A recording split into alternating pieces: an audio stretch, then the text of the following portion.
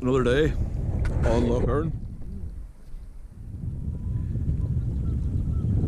Let's see if we can have a good one, eh?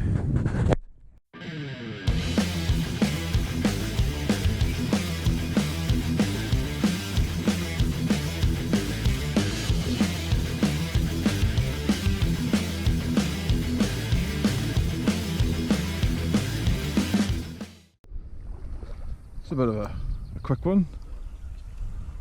Oh, there's a fish on it.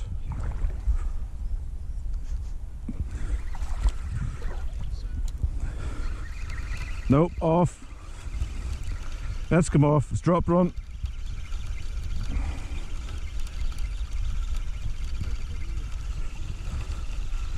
I think it was just a small fish.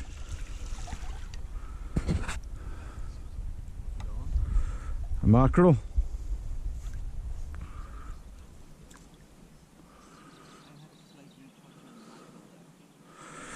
Oh well, we'll get the bait back out.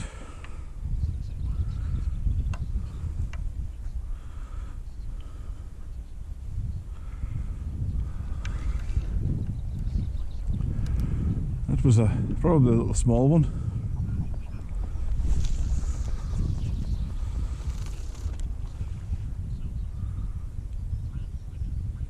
And that's just on the bottom, so it's fairly deep here. But let's see if we can get another run. So, we've had one run so far. I think it's been a trout. Looking at the belly on the mackerel, it kind of looks like something's trying to pinch the belly out, which is trout.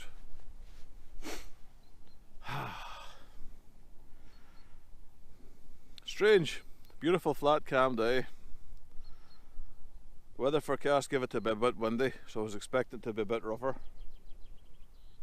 But here was me thinking yesterday when I was loading the van, I'll leave the bait boat there, it'll be a rough day. You could use the bait boat here perfectly without a problem. Ah well, live and learn, I guess, live and learn.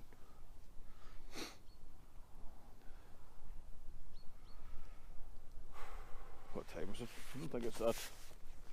The sun's just literally kind of sitting right at that point where it's rising, it's just smack right in my face. It's 9:30. We got here about 7:30. Got set up, got the rods in. Just enjoying the morning.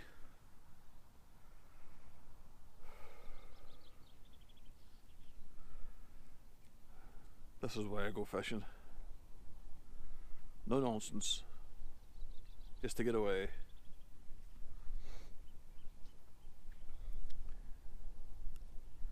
Finally wallpapered the hall and the living room in the house. All that's left to do in the living room now is a new light, new chandelier thing and hardwood flooring. But I can't get in to buy a new light or hardwood flooring because the shops are all closed, so I'm trying to get as much as I can done before the baby comes. Last thing I want is to be stuck trying to decorate a house and a baby testing out its lungs. Mrs. Scobe's at the halfway point now. She's feeling a lot more movement in the belly and everything. And every now and then I get woke up in the middle of the night to be told to touch the bump.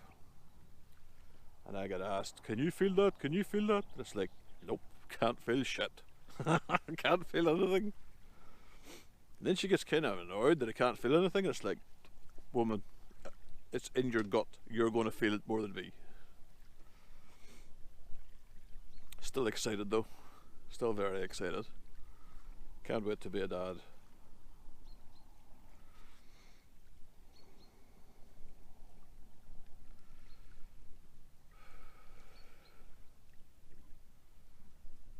I haven't fished here in a long time, not this side of the loch.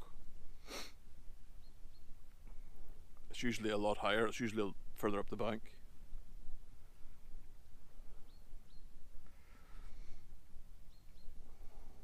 My shoulders and back are absolutely fucking screaming from stripping wallpaper.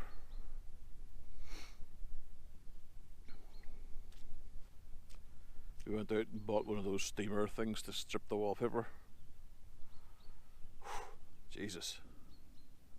Even with the steamer, the wallpaper, he had that many layers of wallpaper on the house, the living room. It was coming off like sheets of plastic. Crazy. Absolutely crazy. But enough talk about decorations and the house. I'm here to relax and enjoy my day. I did a session midweek on a small private loch. Not actually that far from where I live, you know. It was an easy drive, you know, 25-minute drive.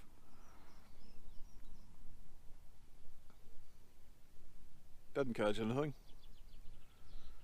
but I didn't catch anything. It was a complete blank. Didn't fish that long. Fished for 4 hours, then left.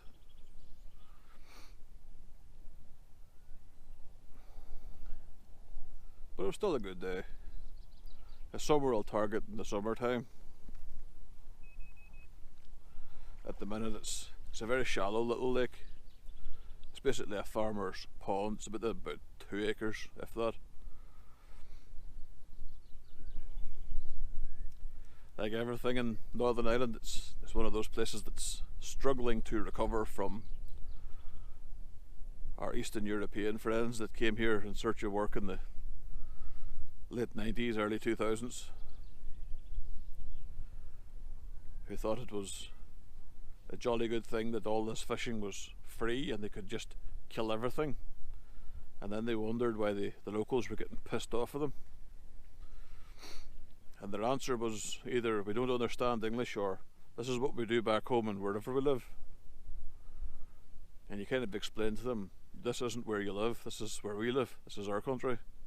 You are guests here, you obey our rules. Now again, not every Eastern European does this nonsense. And I've met some cracking guys from Poland and from Lithuania who are consummate gentlemen, cracking anglers. And you say to them, you know, what do you think of these guys coming across and, you know, killing everything they catch? And the words that they use was the translation was like Polish or Lithuanian for like gypsy or traveller. And when they talked about them, they would spit on the floor, which was okay if you're outside, but when you're inside a bar talking to these people, the last thing you want is these people spitting on the floor. They hated them. Now, during my travels, fishing all over Northern Ireland and the south, again met some cracking guys. You know, when you say to them about the poaching, and their heart is as broken as mine. But you're dealing with people that are here for the short term. They're here to make some money and then go back home. So what do they care about how they leave the place? We're only here to give them a job and money.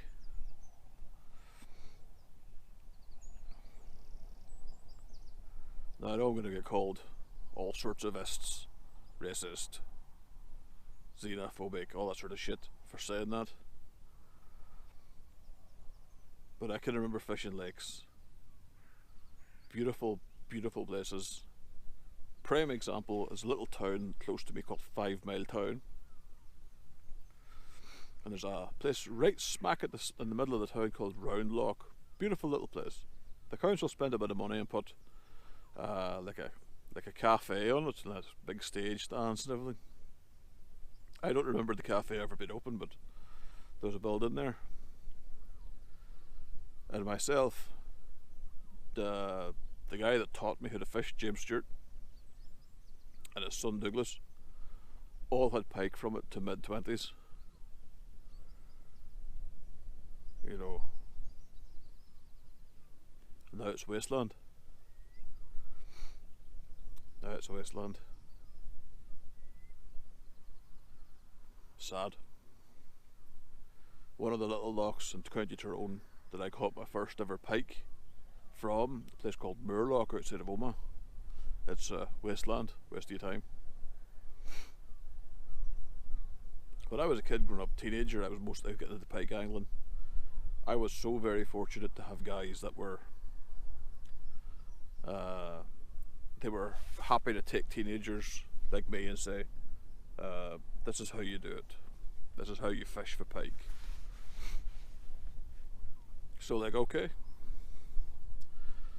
this is how we do it. And James he never was scared to share knowledge. He doesn't fish so much anymore, which is a shame. I always keep trying to get him back on the bank. But the passion for angling is still there. He's just not able to do it much anymore.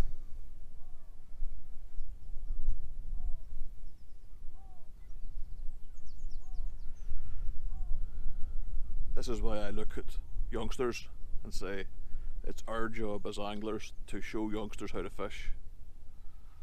Because when I was a kid, I had people like James that was fit to say, this is how you fish for pike. You know, the amount of miles James's little car covered. You know, trying to put two kids and his tackle in it and drive. You know, we fished all over Northern Ireland. You know,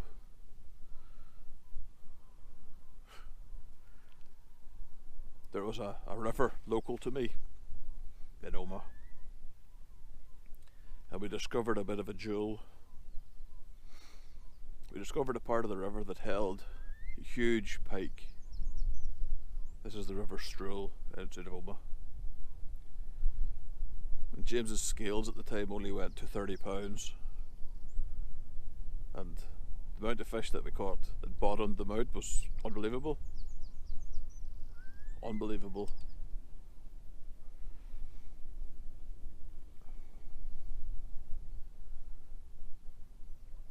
Had some huge pike. Also learned some valuable lessons, like photography. This is the days when you had to take a spool and put it into a camera and wind it on. So when you got photographs back, you know, your head might have been missing, the fish's head might have been missing. You know, truly terrible photographs. This part of the River Stroll, there was an occasion where me and James's son Douglas was fishing this part of the river. Now again, James had left us off and he said, I'll pick you up at such and such a time. So away we trekked across the fields to get to it. You know, two teenagers with pike fishing gear. We trekked across the river, we got fishing. Cracking day, beautiful day. And Douglas was throwing a big professor spoon. Big silver and copper professor spoon. And I had dozed off, sleeping on the bank. I heard Douglas kinda shouting at me to net this fish for him. It was a nice upper double, nice pike. And after we'd caught the pike, we'd landed the pike and, you know, took the pictures with the pike and put it back and everything was cool. That says, give me a shot with your spinning rod. So I threw the big professor spoon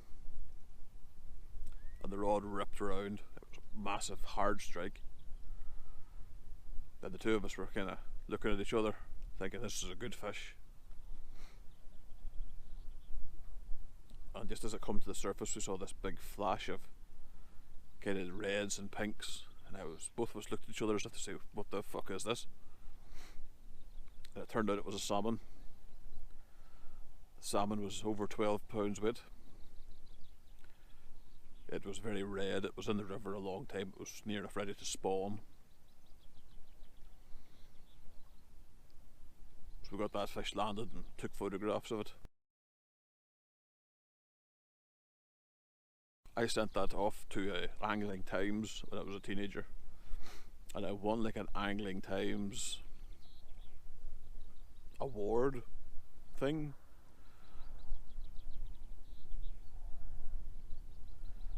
And it was a Shimano 10,000 fight and drag reel that I won.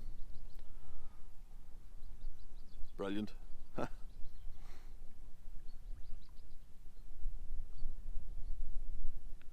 show you a photograph of a 25-pound fish we caught from the same river on bait.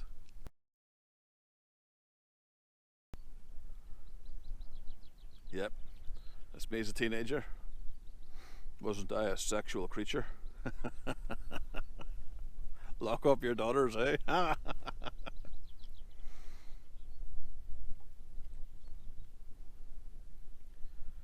So I guess where all this is going, this is me kind of saying thank you to the people in my past, that if it wasn't for them, I wouldn't be here right now. I wouldn't be fishing. You know, sure, I was a salmon angler, a trout angler growing up as a kid, and then once teenagers years hit, I got asked to fish for the school I was in, and that was trout and salmon.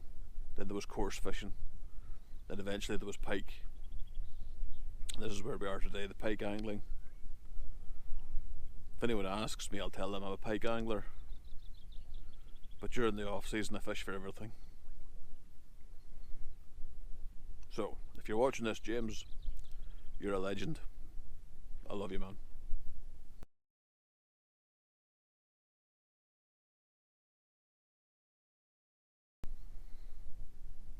And you, me and Doogie have to get on the bank sometime in the future. We'll have a laugh just for old time's sake.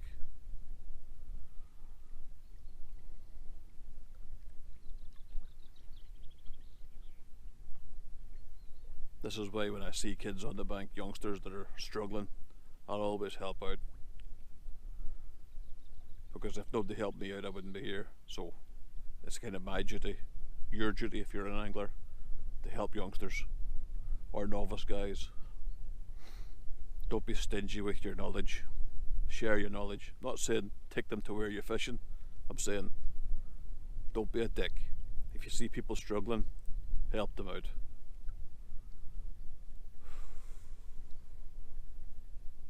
I think it's cup of coffee time, don't you? A few moments later. Turned out to be a cracking day. Sun is shining, although the winds it's hitting me is kind of not as warm as I would like it to be. Only the one dropped run so far. I've popped up a mackerel, a big rainbow trout. On the other rods I have a jumbo smelt, nice smelt, but that sort of size. And then I have a little salmon par on the very end rod.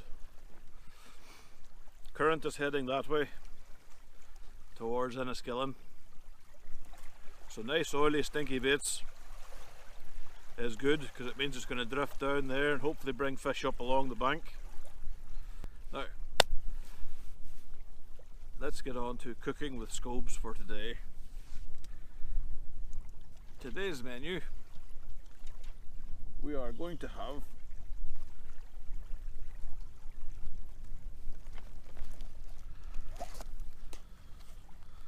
some steak medallions. These are actually cracking value. I don't know if you can see that. $2.99 for 2 steak medallions. That'll be just lovely in a bread roll with some hot sauce. So, cooking with Scobes. Let's get this out and get the plastic wrapper off it so it can breathe for a bit, and then we will get the steaks on the go. Oh, my magic, the plastic wrapper's taking everything with me.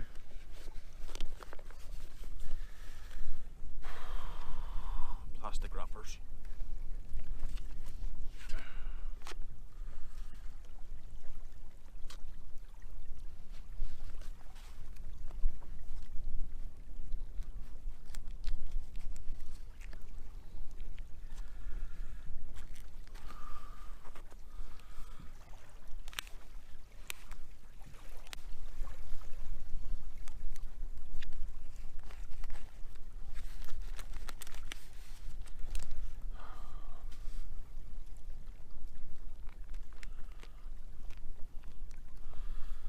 just look awesome, don't they?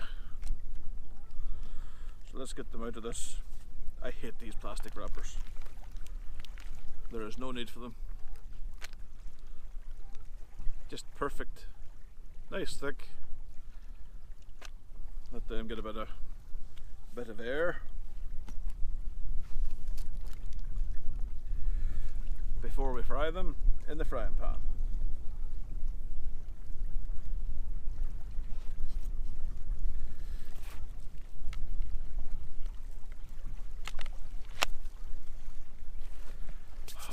It's going to be good. You Old Faithful frying pan. And the oil is solid. I have to defrost the oil, but I'll see you in a minute when I have this oil defrosted. More moments later.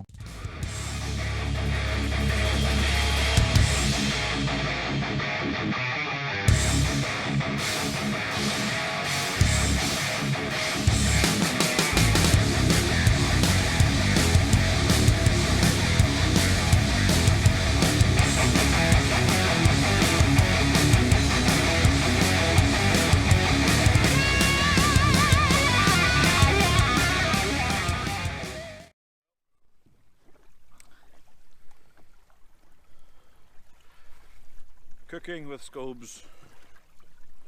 Steak medallions, brioche bread. Sun is shining, I'm fishing. Gonna have a cup of coffee now in a minute. It's all good. It is all good.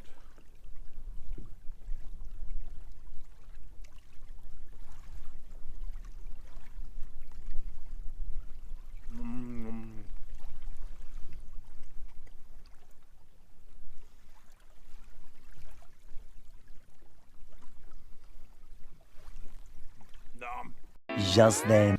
Just sat and watched the jet ski guy. In fact, there it is back again. For those of you that don't know the Erne, there's a place you've seen me fishing. It's called Lough, and jet ski wanker has decided that it would be a jolly good fun thing to do would be to rip past Lough and disturb the guys that was fishing on the jetty. Well, jet ski wankers just went that way, so now he's on this shore. And if he starts his push down this side of the loch, then I'm going to take a spod rod out and spod rod 5-ounce leads at him. The whole loch, thousands and thousands and thousands of acres of water. And that wanker will deliberately go across anglers because it gives us teeny tiny balls a bit of a twitch. Now, there might be good jet skiers out there. I've never met one. There's enough of this loch that we can all share it. So when you get people who are deliberately going out of their way to agitate, well then, maybe they deserve 5-ounce leads spot road of that.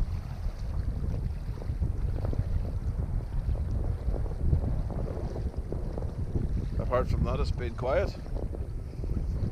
I've oiled up all the baits. I've popped up a big joey mackerel and a rainbow trout and whacked as much oil as physically possible into them and put them out in front of me.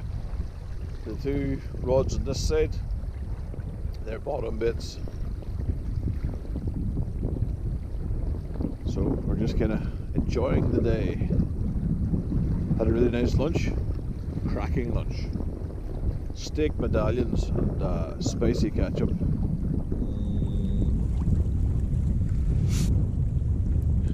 Awesome. Now I'm going to have a cup of coffee.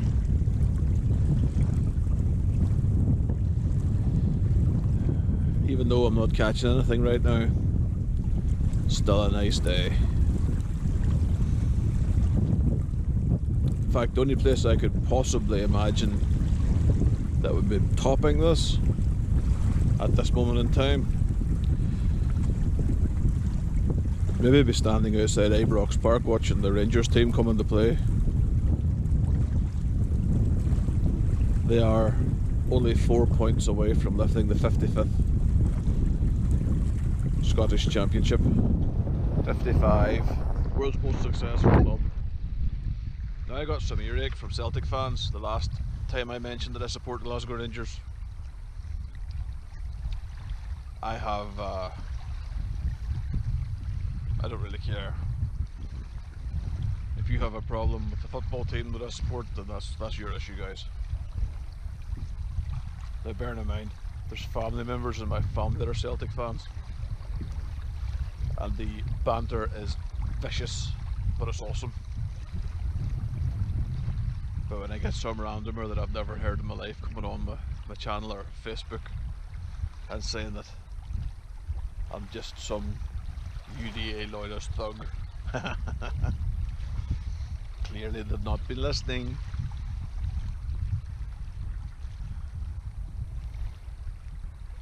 People are strange. Speaking of strange people, I see the transgenders are up in arms again. I don't understand the transgender debate. First of all, I believe that it's your body. You do what you want with your body. You want to chop off your nads and your cock, you go right ahead. Doesn't make a difference to me. I draw the line at children under 18 doing anything, because they're not an adult. They don't have a clue what they're doing.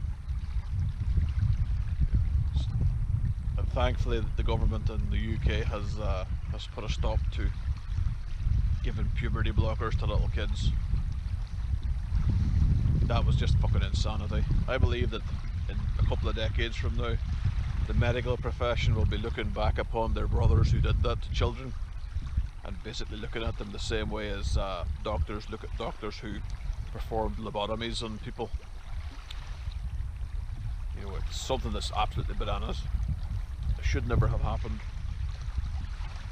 Let's be honest, a child can't decide whether it's a... When I was a child, when I was a kid, I wanted to be a fucking digger and a fireman and a soldier, and I wanted to be... It differed on what day. I wanted to be a WWF wrestler at one point. You know, watching too much Undertaker. That's what I'm blaming for me tombstone pile driving my little brother, and then getting the belt from my dad because my brother would run down the stairs screaming. Parenting techniques have changed an awful lot since I was a child. I can remember if I even looked at my mother the wrong way, then, well then, she got a good old cardiovascular workout whipping me with a wooden spoon. My mum was like a little Irish ninja. You never seen the arms move, you just were on the ground stinging everywhere, watching these wooden spoon shaped welts form all over your body. Can't do that to kids anymore. At least I don't think so. The research I've done on Google, they kind of frown upon it.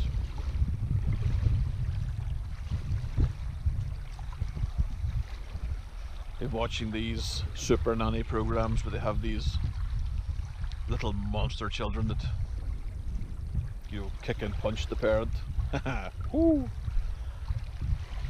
I'm wondering how my mother will cope with that. Granny Scobe. I'm a 40-year-old man, or well, I will be 40 at the end of this month, and I don't even cross my mum. Now bearing in mind I'm 6'2" and 22 stone, and my mum's like 5 foot nothing, and I, no, wooden spoons hurt. We're going back to the whole transgender stuff. Like I said, it's your body, you do what you want, go nuts, or don't go nuts, depending on your whatever you feel like that week. But don't do it to kids. Let's be honest, we don't let kids drink, we don't let kids drive, we don't let kids smoke cigarettes. Children are children to be taught. Your brain doesn't stop developing till you're like in your mid-20s. So asking a 14-year-old what they want to be for the rest of their life is a little bit dangerous. Another thing I don't get is these subpar male athletes that all of a sudden become women and completely dominate female sports. You know, I watch the UFC a lot. I love combat sports. I love boxing and stuff like that. And then the UFC had Fallon Fox, which was a man ended up fighting women, and he left women with a cracked skull.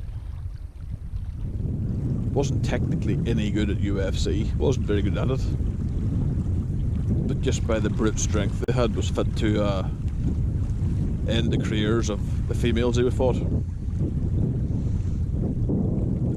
Doesn't ever seem to go the other way. You don't ever have female to male transition people coming and playing male sports and dominating.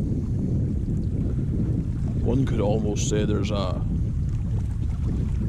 is something biologically proven that men are stronger and faster, thicker bone density. You know,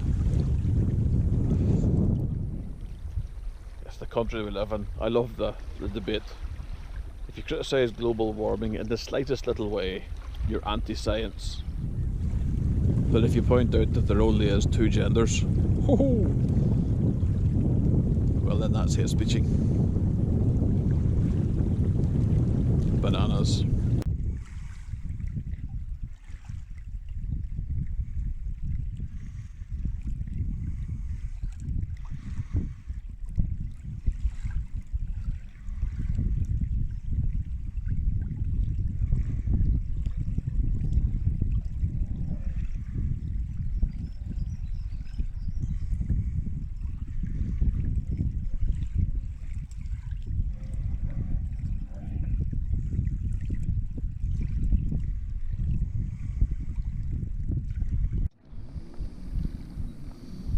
Magic.